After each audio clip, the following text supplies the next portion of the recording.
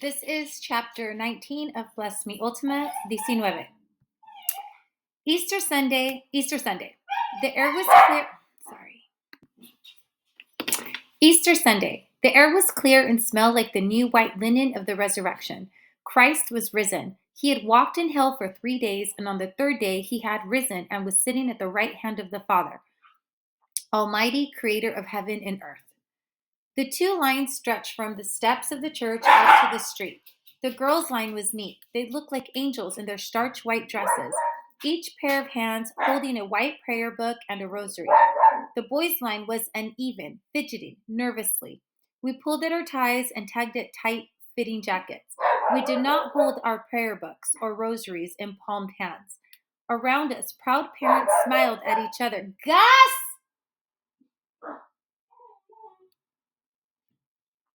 Waiting for the priest to open the doors. From time to time, a mother would move to the line and straighten this or that on a nervous kid. Behind me, Horse whinnied into the clear Christian air. Bones snapped at him, and one of the high school's solidarity girls, whose job it was to keep us in line, whacked him on the head. Christ will come and judge the living and the dead, I knew. What was your penance? Horse asked Lloyd. Ain't you supposed to tell? Lloyd sneered. Bones got a whole rosary. Everybody laughed. Shh, the high school girl said. Hey, there's Florence. Florence was standing against the wall, sunning himself in the morning sun that was just now beginning to warm the cool morning air. He's going to hell, Rita whispered next to me, and Agnes agreed. Ugh, ugh. The horse neighed nervously at the mention of hell. His large teeth chomped hard, and a white spittle formed around the edges of his mouth. The air smelled of freshly cut hay. Up in the bell tower, the pigeons ducked and bobbed at each other and sang their soft cooing song. Christ was risen. He was in the holy chalice awaiting us. I heard Rita's confession, Abel bragged. You damn liar, Rita hissed back. Back spot on your soul, Lloyd said and shook his finger at her. Shh. The high school girl warned us. She hit Bones again. She hit him hard because I could hear her knuckles striking the bone of his skull and her exclamation when it hurt her. The door's opening, someone whispered. Father Burns stood at the entryway, smiling and surveying his flock. The parents returned his smile. They were pleased that he had done so well with us. I turned and looked at my father and mother and Ultima. Then the lines started moving forward. Remember your instructions, the high school girl threatened us. Don't go drop God on the floor, Bones volunteered as he went by, and she whacked him again. We had been told to take the host carefully in our tongue and swallow it immediately. No part of the host must be lost from the time it left the chalice to the time it entered our mouths. Don't go bite on God, Horse whispered. Swallow him carefully. Don't chew on him. I wondered how God himself must feel to go into Horse's stinking mouth. Above us, the choir sang.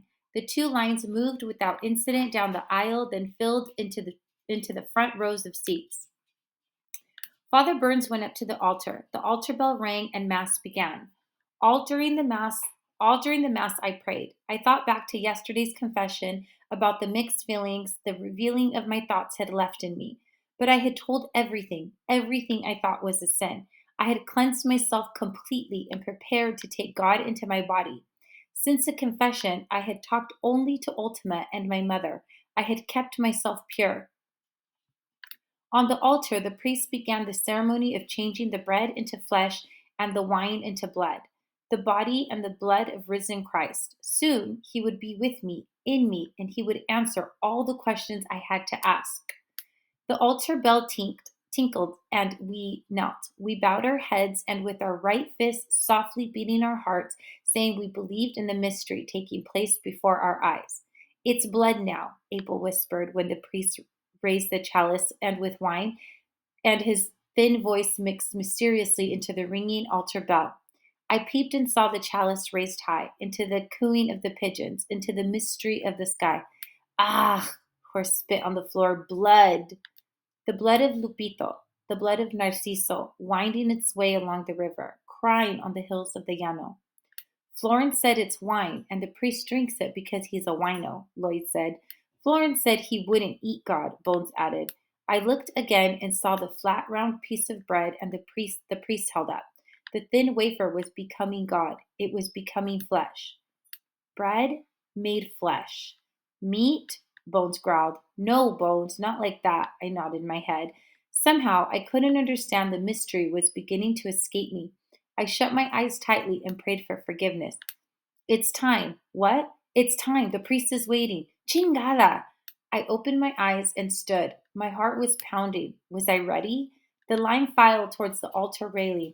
We knelt clumsily at the railing and tucked our hands beneath the white cloth that stretched over the top. The priest was at the far end of the railing. The girls were getting the communion first. There was still time to pray.